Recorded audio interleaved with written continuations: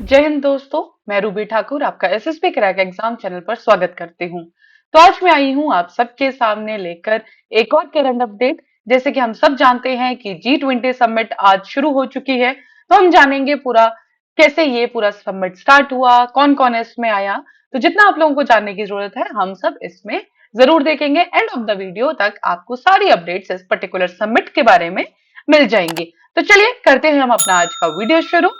तो ये पर्टिकुलर जो बात चल रही है हमारी G20 समिट की, हमें पता है हाल ही में हमारा G20 समिट जो कि 18वां G20 समिट है और ये आज और कल जो कि 9 और 10 सितंबर को होने वाला है। ये पहली बार ऐसा हुआ है कि G20 समिट हमने इंडिया में होस्ट किया है। तो इस पर्टिकुलर समिट से पहले अगर हम देखें, जो हमने पहले भी डिस्कस किया है इसके बारे में, तो वो है कि इससे पहले ऑलरेडी बहुत सारी G20 की मीटिंग्स हो चुकी हैं। अब टाइम आ चुका है कि उन मीटिंग्स के जो हमारे रिजल्ट्स थे, प्रपोजल्स थे, अब फाइनली उनके ऊपर कोई शेप किया जाए, उनके ऊपर कुछ बात किया जाए। कभी टूरिज्म के ऊपर हमने देखी मीटिंग्स हुई, हेल्थ के ऊपर मीटिंग्स हुई, कल्चर के ऊपर मीटिंग्स हुई, तो अब सारा एक ही प्लेट में लाने का वक्त है।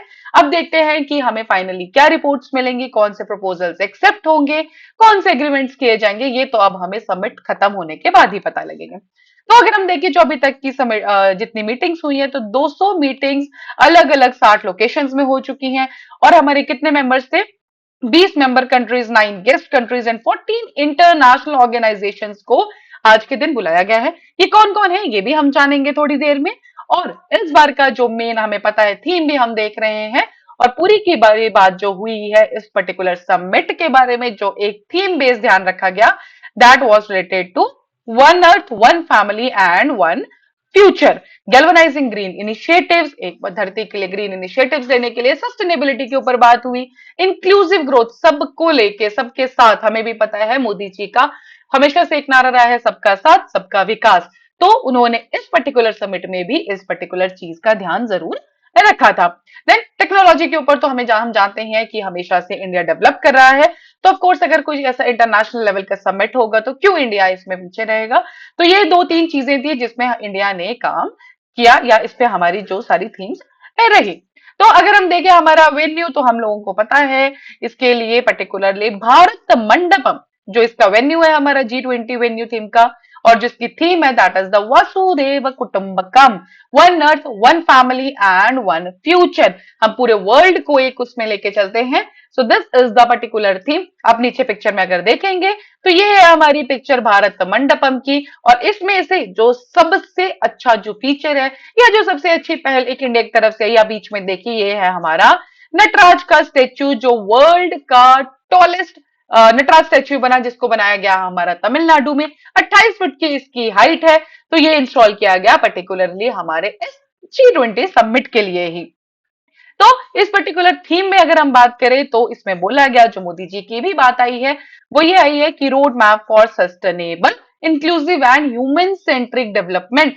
सस्टेनेबल होनी चाहिए, सबके लिए होनी चाहिए, और लोगों को ध्यान में रखते हुए उनके अप्रोच वैसे हमें डेवलप करना चाहिए। हम सिटीजन्स को ना भूले, बिकॉज हमने कभी कभी देखा है कि कंट्री अपनी डेवलपमेंट में, स्पेस की डेवलपमेंट में, साइंस के डेवलपमेंट में लोगों के रिसोर्सेज को भूल जाते हैं, लोगों के बेसिक अधिकारों को।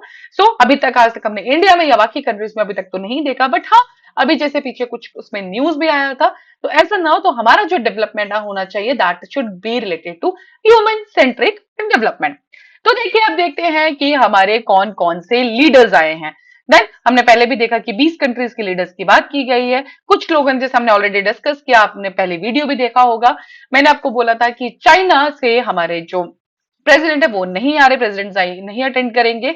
उसका कोई रीजन हमें नहीं मिला था, तो आप उस वीडियो को जरूर देखिए, जो रीजंस का हम लोग एक लगा रहे थे आइडिया। देन पुतिन जी भी नहीं आ रहे थे, बिकॉज उनको एक आईसीजे का जो उनके ऊपर अभी रिस्ट्रिक्शंस लगी हैं वो अभी भी हैं। तो ये कुछ लीडर्स हैं अभी एक और।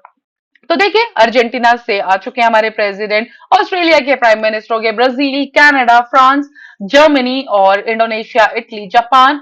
तो ये सारे जो हैं हमारे, these are the world leaders जो ऑलरेडी यहाँ पहुंच चुके हैं, या हमारे समिट के जो पार्ट होने वाले हैं। साउथ अफ्रीका के प्रेसिडेंट भी आ चुके हैं, टर्की से भी आ चुके हैं, and these all are the person. और हमेशा की तरह हमारे यूएस और यूके के तो हमारे इंडियन ओरिजिन के हैं, that is the Rishi Sunak, ये भी इसका भाग बनने वाले हैं। जो बाइडेन जी पहुंच चुके हैं, हमारे यूरोपियन कमिश्नर पहुंच चुके हैं, तो ये सारे चाइना से खुद वो तो प्रेसिडेंट जा ही नहीं आते, लेकिन उनको एक ली जियांग हमने डिस्कस किया था, जो वहां के मेंबर हैं, वो इस पर्टिकुलर समिट का भाग होंगे। ठीक है, तो ये सब है हमारे जो वर्ल्ड लीडर्स जो ऑलरेडी इंडिया पहुंच चुके हैं, जो हमारे G20 का भाग होने वाले हैं। तो इसके बाद कौन सी कंट्री के साथ हमारा क्या तालमेल रहेगा, क्या हमारी मीटिंग्स आएंगी, क्या एग्रीमेंट्स होंगे, ये तो हमें समिट खत्म होने के बाद ही पता लगेगा। नेक्स्ट, हमने कुछ जी कंट्रीज भी बुलाई है। G20 के तो कुछ मेंबर्स है, लेकिन वी ऑल्सो हमने कुछ लोगों को, जो कंट्रीज को इंडिया ने इनवाइट किया है, वो हमारी कंट्रीज आई हैं, 9 कंट्रीज। और आपको भी पता है कि जब ऐसे इनविटेशन पे कंट्रीज आती हैं, तो ऑफ कोर्स इंडिया का उनके साथ अपने बायलैटरल रिलेशंस के लिए एक पर्टिकुलरली फोकस एरिया हो सकता है। बिकॉज हमें भी पता है इस टाइम पे मोदी जी का या हमारे इंडिया का सबसे मेन जो ध्यान है, that is to improve our bilateral relations. जो हमारे आसपास की कंट्रीज है, जो हमारी बॉर्डर कंट्रीज है, जैसे कि बांग्लादेश, इवन बांग्लादेश में शेख हसीना जी के साथ हमारी बायलैटरल मीटिंग भी हुई कल। तो अब देखते हैं उसका भी क्या होगा। तो जो हमारी 9 कंट्रीज इसका भाग होने वाली हैं, वो है Bangladesh, Egypt, Mauritius, Netherlands, Nigeria, Oman, Singapore, Spain and the UAE. ये है हमारी इनवाइटी कंट्रीज जो G20 का भाग बनेंगी। और बेसिकली इनको स्पेशली इंडिया ने अपनी तरफ से इनवाइट किया है।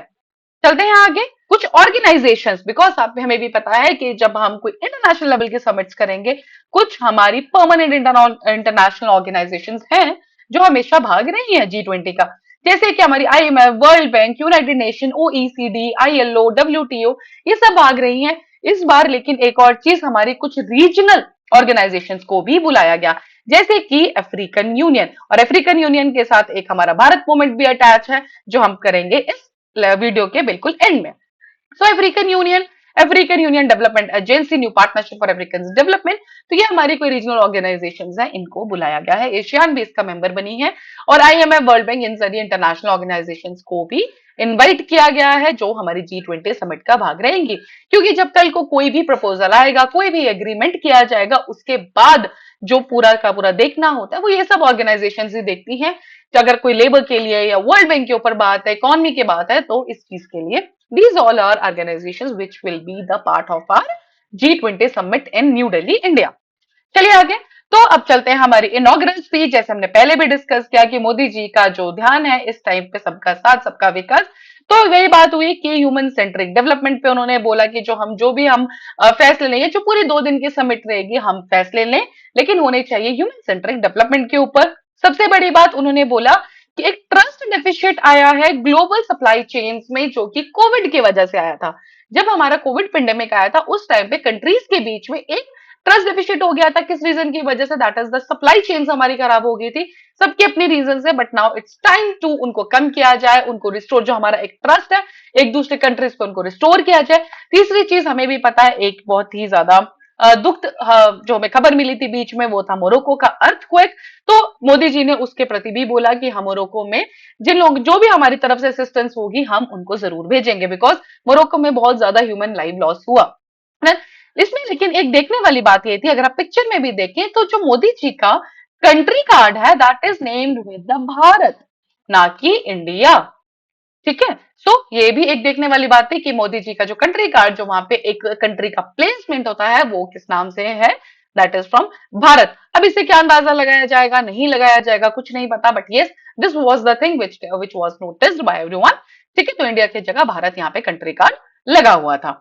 अब देखते हैं बायलेटरल मीटिंग्स के ऊपर। तो इस पर्टिकुलर 2 दिन में जो Modi ji at least 15 bilateral meetings करेंगे, अलग अलग लीडर्स के साथ, अलग अलग कंट्रीज के हेड्स के साथ। और ऑफकोर्स जैसे बात आती है कि जब भी ऐसी मीटिंग्स होती हैं, तो उनका जो रीजन है सारा का सारा क्या है कि opportunity to review India's bilateral ties. दो नेशंस के बीच या इंडिया और दूसरे नेशन के बीच की जो टाइज है, उनमें इंप्रूवमेंट हो, और जो हमारा ऑलरेडी बॉन्ड है उसको और स्ट्रेंथन करने के लिए, उस पर कॉपरेशन के लिए, या कुछ जो भी किसी कंट्रीज के अपने, हमारा बांग्लादेश के साथ कुछ इशू होगा तो उस पर्टिकुलर इशू पे बात करने के लिए, हमारा किसी और कंट्री के साथ। तो 15 बायलेटरल मीटिंग्स जो अभी तक सुनने में आई है कि एटलीस्ट 15 बायलेटरल मीटिंग्स तो होंगी, उसके बाद ज्यादा कम क्या होगा, that will be reviewed later. Next, तो ऑलरेडी जो बाइडेन जी के साथ हमारी जो मोदी जी की बायलेटरल मीटिंग हो चुकी है। एंड जो टॉपिक्स थे इसके अंदर, of course economic, people to people linkage between India and USA, friendship between nations will continue. और क्या होगा, ऑफ कोर्स ग्लोबल गुड के लिए हमारी जो दोस्ती आगे बढ़ती रहे। लेकिन इसमें जो मेन फोकस एरियाज थे वो ये था कि जो हमारी यूएस कांग्रेस है उसने general electric HL fighter jet engine का जो डील है उसको अप्रूव कर दिया है। बाकी और विषय जैसे MQ9 रीपर्स, 5G 6G जैसे प्रोग्रेस एरियाज पे भी डिस्कशन हुआ। But the point is civil nuclear area, इस पे भी मोदी जी और बाइडेन जी के बीच में बात हुई है। ये हमें पता लगा था हमारे मोदी जी के ट्वीट से, लेकिन जो डिटेल आएगा वो तो अब समिट के बाद ही हमें पूरा रिपोर्ट पब्लिश में पता चलेगा। तो एक और जो मीटिंग हुई that was done with the Sheikh Hasina, जो कि बांग्लादेश के मिनिस्टर हैं। तो उनके साथ जो देखिए अभी आने वाले साल में जो हमारा बांग्लादेश है वहां पे क्या होने वाला है, इलेक्शंस होने वाले हैं। तो ऑफकोर्स शेख हसीना जी का हमारे भारत के साथ काफी अच्छे रिश्ते हैं, तो उस पर्टिकुलर चीज को ध्यान रखने के लिए, ताकि उनको भी अगले देखिए अगर हमारी बॉर्डर कंट्री में हमारे दोस्त ही अगर रूल में आएंगे तो ऑफकोर्स हमारे रिलेशन ऑलरेडी अच्छे रहेंगे। सो जैसे कि आप अगर मैप में भी देखेंगे तो ये रहा हमारा इंडिया, और इंडिया के साथ this is the area of the Bangladesh. तो बांग्लादेश का आपको भी पता है कि it is a very very strategically important point for our India. So that was all with the bilateral meetings and this was our Bharat movement. ये बहुत ज्यादा एक खुशी की बात है, वो इसलिए क्योंकि अफ्रीका यूनियन को अब फाइनली परमानेंट मेंबर घोषित कर दिया गया है G20 का। And this is a Bharat movement, क्यों? क्योंकि इसकी जो पहल की थी, इसकी जो बात की थी, वो भी मोदी जी ने ही सबसे पहले की थी। जब स्टार्टिंग में हमारा जब G20 की प्रेसिडेंसी हेड की थी इंडिया ने, उस पर्टिकुलर टाइम पे ग्लोबल साउथ के ऊपर बात की जा रही थी। तो उस टाइम पे अफ्रीकन यूनियन के जो अफ्रीकन यूनियन बेसिकली जो 55 स्टेट्स मेंबर कंट्रीज का एक ग्रुप है, उसमें बढ़ चढ़कर भाग लिया था। उसके बाद ही मोदी जी का जो एक प्रस्ताव आया था वो आया था कि अफ्रीकन यूनियन को G20 का एक फाइनल परमानेंट मेंबर घोषित किया जाए, और इट इज फाइनली डन। ठीक है, तो सबके प्रपोजल ने, बाकी कंट्रीज ने भी इसको एक्सेप्ट कर लिया है। सो दैट वाज ऑल अभी तक का जितना अपडेट था G20 को लेके। इसके आगे भी जो भी अपडेट्स होंगे मैं आपको मिलती रहूंगी G20 समिट के जितने भी अपडेट्स को लेकर। Thank you. तो अभी आप स्क्रीन पे देख रहे होंगे कि एसएसबी इंटरव्यू की तैयारी कराता है हमारा एसएसबी क्रैक एग्जाम। तो आप प्लीज इनके बैचेस को ज्वाइन कीजिए।